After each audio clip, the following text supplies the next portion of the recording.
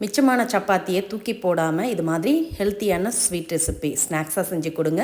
அதுக்கு 4 சப்பாத்தி கிட்ட மீதமாக இருந்தது. அதை சின்ன சின்னதாக பிச்சு எடுத்து மிக்சர் ஜாரில் சேர்த்துட்டு இது கூடவே அரைக்கப்பளவுக்கு பொடியாக கட் பண்ண தேங்காய் துருவி கூட சேர்த்துக்கோங்க. கூடவே 3 ஏலக்காய் சேர்த்து பல்ஸ் மோடில் கொரகொரப்பாக அரைச்சி எடுத்து வச்சுக்கோங்க. இதோட சேர்க்கறதுக்கு ஒரு சாஸ்பேனில் 1 கப் அளவுக்கு வெல்லம், கூடவே 2 கப் அளவுக்கு தண்ணீர் ஊற்றி வெல்லம் கரைஞ்சதும் அடுப்பை ஆஃப் பண்ணி இறக்கி வச்சுடுங்க. இப்போ இதை செய்யறதுக்கு ஃப்ரை பேனில் 2 டேபிள் ஸ்பூன் அளவுக்கு எண்ணெய் ஊற்றி சூடானதோ அதில் அரைச்சி எடுத்த சப்பாத்தி தேங்காய் பொடியை சேர்த்து நல்லா ஒரு 2 நிமிஷத்துக்கு நெய்யிலே வறுத்துக்கங்க. வறுபட்ட பிறகு இதில் கரையை வச்ச வெள்ளைக்கரசலை வடிகட்டி சேர்த்து நல்லா கலந்துக்கங்க. அடுப்பு ஹை ஃப்ளேமில் வச்சு ஒரு 2லேருந்து 3 நிமிஷம் கலந்திங்கன்னா போதும்.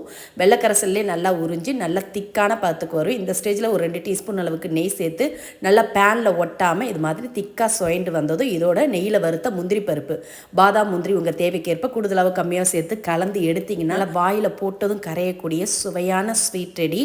நீங்களும் மிச்சமான சப்பாத்தியை தூக்கி போடாமல்